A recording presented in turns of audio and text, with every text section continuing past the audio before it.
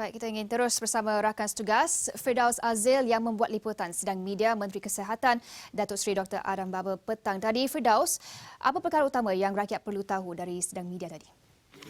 Okey, baik, terima kasih Cynthia. Seperti yang tadi Cynthia ada sebutkan ialah mengenai statistik terkini di mana hari ini 125 kes baru dilaporkan, menjadikan jumlah keseluruhan ialah sebanyak 553 kes.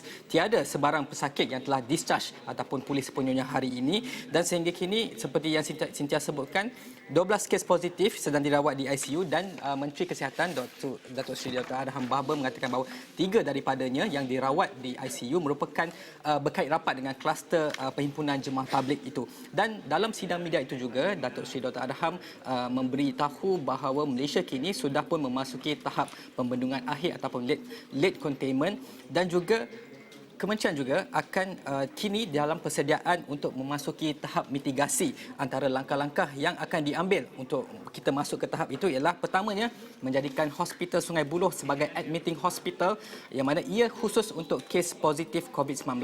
Keduanya meningkatkan kapasiti dan capability makmal untuk menjalankan pengesanan jangkitan. Ketiganya mengenal pasti pusat-pusat kuarantin di seluruh negara, dan yang terakhir sekali ialah bekerjasama dengan pertubuhan bukan kerajaan ataupun NGO dan juga fasiliti swasta dalam pengurusan COVID-19. Dan selepas itu, selepas sidang media itu, editor kanan kami, editor kanan Astro Awani, Haji Nazri Kahar telah bertemu mengadakan satu sesi bersama Menteri untuk lebih memahami apakah yang perlu difahami dari langkah yang kini kerajaan Malaysia sedang ambilkan, terutamanya mengenai mitigasi ataupun dan juga langkah seterusnya. Kita dengarkan sedikit daripada Menteri Kesihatan Datuk Seri Dr. Adham Baba.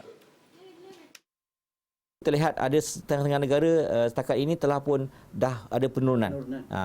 Penurunan tersebut ketara kerana kegiatan mereka yang paling afdal, iaitu mereka membuat aggressive contact testing, mereka buat kuarantin,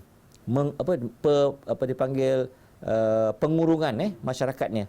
Dan kalau kita pergi Wuhan, kita tengok mereka terus total lock daerah tersebut. Beberapa provinsi di China yang dia seolah curfew lah.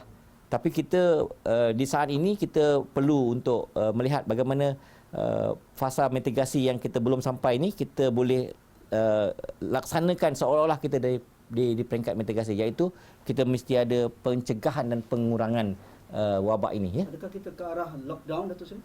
Ya, kita perlu memberi maklum kepada pemimpin tertinggi lah bahawa sekiranya kita lihat trend yang ini tidak memberi kebaikan kepada kaedah yang kita telah menjalankan, ya kita perlu gunakan akta yang dipanggil pencegahan dan juga pengawasan di kuarantin di rumah. Ya. Okey, dan sudah pasti juga kerisauan juga tertumpu ke arah keberadaan di mana 14,000 jemaah tabligh ini yang dikatakan yang sekarang ini telah diklasifikasikan sebagai satu kluster.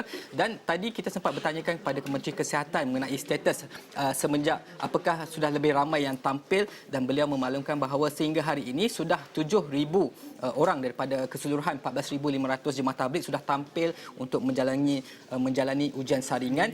Dan sewaktu sesi Haji Nazri bersama Menteri juga, beliau juga sempat menerangkan lebih lanjut mengenai status kini kluster jemaah tabligh ini. Dengarkan.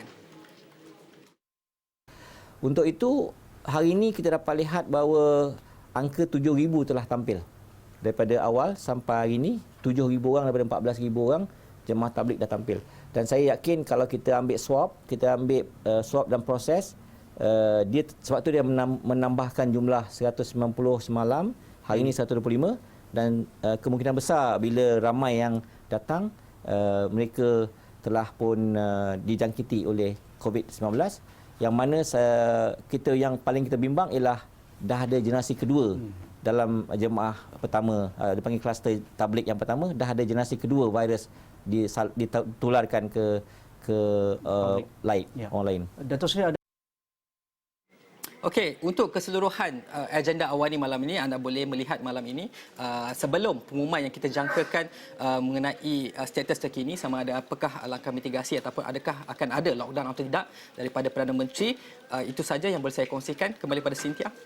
Baik, terima kasih Firdaus atas laporan tersebut.